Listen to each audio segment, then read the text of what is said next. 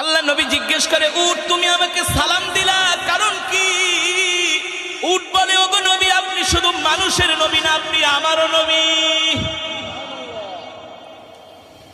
উট বলে, ওগো আল্লাহর নবী, আমার মনে অনেক দুঃখ, আমার মনে অনেক কষ্ট, আপনার কাছে কিছু দুঃখের কথা বলতে চাই। কি বলতেছে উট? কে বলতেছে?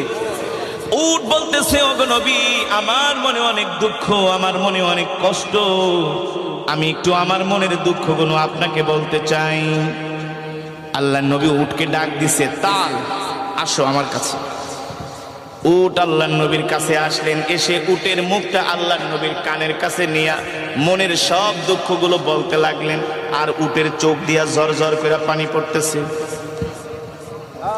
উট বলে, ওগো আল্লাহর নবী, দেখেন আমার বয়স হয়ে গেছে, আমি আগের মতো বোঝা বাইতে পারি না, আগের মতো আমি বোঝা বহন করতে পারি না, এই কারণে আমার মালিক আমাকে ঠিক মতো খাওয়া দাওয়া দেয় না, আমাকে খাবারে কষ্ট দেয়। শুধু এটাই না, আমার মালিক আমাকে জবাই করার জন্য দেখেন একটা ছুরি নিয়ে আসছে, একটু পরে আমার মালিক আমাকে জবাই করে দিবে। আল্লাহু আকবার, জোরে বলেন আল্লাহু আকবার। আল্লাহর নবী উটের কথাগুলো শুনছেন, আর উট কান্না করে বলতেছে, ওগো নবীজি, দুনিয়ার কোন মানুষের কাছে মনের দুঃখ বইলা লাভ নাই, একমাত্র আপনি ছাড়া, আপনি তো রহমাতুল লিল আলামিন। আল্লাহর নবী প্রশ্ন করে, উট আমি তোমার জন্য কি করতে পারি? উট বলে, ওগো আল্লাহর নবী, আপনি আমাকে আমার মালিকের থেকে ক্রয় করে আপনি আমাকে আজাদ করে দেন, আমার মালিকের থেকে আপনি আমাকে কিনা নিয়ে আজাদ করে দেন, কারণ আমিও তো আপনার উম্মত। আর আস্তে কোন সুবহানাল্লাহ, আমিও তো আপনার উম্মত, আমি কষ্ট পাই, এটা আপনি সহ্য করতে পারবেন না, কারণ আপনি আমার নবী, আমি আপনার উম্মত। আল্লাহু আকবার।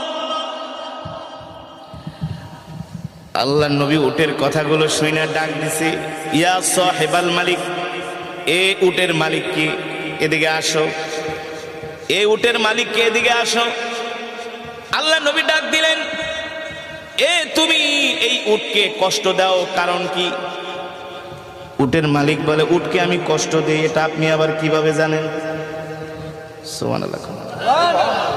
তুমি উটকে ঠিকমতো খাবার দাবার দাও না, তুমি উটকে কষ্ট দাও, তাকে তুমি জবাই করে তোমার আত্মীয় স্বজনকে খাওয়াই দিবা। উটের মালিক বলে, আমি যে উটকে জবাই করব, উটকে খাবার দেই না, এই কথা আপনাকে কে বলছে? সুবহানাল্লাহ। রহমাতুল লিল আলামিন বলে, তুমিও বলো নাই, দুনিয়ার কোনো মানুষও বলে নাই, উট আমার কানে কানে বলছে। আরে উট আপনার কানে কানে বলছে, আপনি জানেন কিভাবে? বলে, আমি যদি না জানি তাহলে নবী হলাম কিভাবে? আমি যদি না জানি আমি নবী হলাম কিভাবে? ওই উটের মালিক ছিল একজন ইহুদি, কুখ্যাত ইহুদি, যে ইহুদিরা এখন ফিলিস্তিনে মুসলমানদেরকে মারতেছে, ঠিক কিনা বলেন?